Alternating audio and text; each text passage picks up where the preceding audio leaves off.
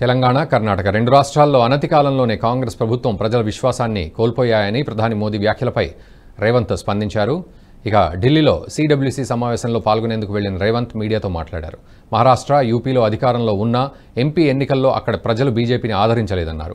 అయితే తెలంగాణలో గతంలో 4 ఎంపీ స్థానాలు ఉంటే 8కి చేరుకున్నారని, 3 ఎమ్మెల్యేల నుంచి 8కి చేరుకున్నారని గుర్తు చేశారు. కాంగ్రెస్కు 64 అసెంబ్లీ స్థానాలు రాగా ఉప ఎన్నిక గెలుపుతో తమ బలం 65కు చేరిందన్నారు. పూర్తి మెజార్టీ సాధించని ప్రధాని మోదీ బాధ్యత తీసుకుని రాజీనామా చేయాలన్నారు రేవంత్ రెడ్డి. 140 करोड़ जनता की जो मांग है हमारा भी वही मांग है.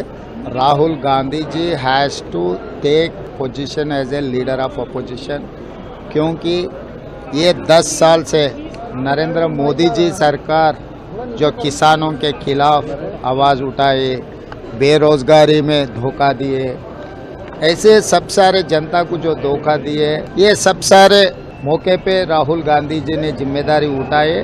ये किसानों के लिए, बेरोजगार युवता के लिए, महिलाओं के लिए राहुल गांधी लगातार लड़ते रहा है. तो इसीलिए आज के तारीख में आप लोगों को कोई सवाल करने का कोई आपको मौका भी नहीं मिलेगा. उनके पूरा आंकड़े पता नहीं होगा. तेलंगाना में उन लोगों को 4 थे, इस बार 8 मिले. पिछले बार हमको 3 था, इस बार 8 मिले. और असेंबलियों में भी हम लोगों को पिछले बार सरकार बनाया जब 64 असेंबलीज में हमको मेजॉरिटी आए थे. इस बार 64 + 1 असेंबली बाई इलेक्शन आए तो वो भी हम जीत लिया, अभी 65 हो गए. और पिछले बार असेंबली इलेक्शन में हमको 39.5 वोटिंग शेयर मिला था. इस बार 41% शेयर वोटिंग शेयर मिले थे हमारे सरकार को. तो इसीलिए मोदी जी आपके जो प्रदेश से गलत आंकड़े आपको दिखा रहे, आपके नेता लोग गलत फहमी में मत पड़ो. और दूसरी बात रहा, महाराष्ट्र में आपके सरकार है, पर महाराष्ट्र में आपके हाल क्या हो गए.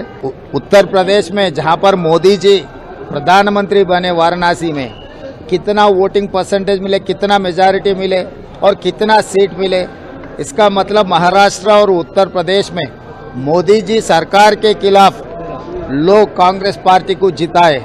तो जिम्मेदारी लेकर उत्तर प्रदेश में मोदी जी इस्तीफा देना चाहिए था. और इस बार मोदी गारंटी कह कर गए. ఈ వీడియో మీకు నచ్చినట్టయితే లైక్ చేయండి, 10 మందికి షేర్ చేయండి. అలాగే కామెంట్ల రూపంలో మీ అభిప్రాయాలను మాతో పంచుకోండి. Nationalist hub group of channels ను సబ్స్క్రైబ్ చేసుకుని తెలుగునాట జాతీయవాద జర్నలిజాన్ని ప్రోత్సహించండి. ఈ వీడియో కింద ఉన్న బెల్ ఐకాన్ పై క్లిక్ చేయడం మర్చిపోవద్దు.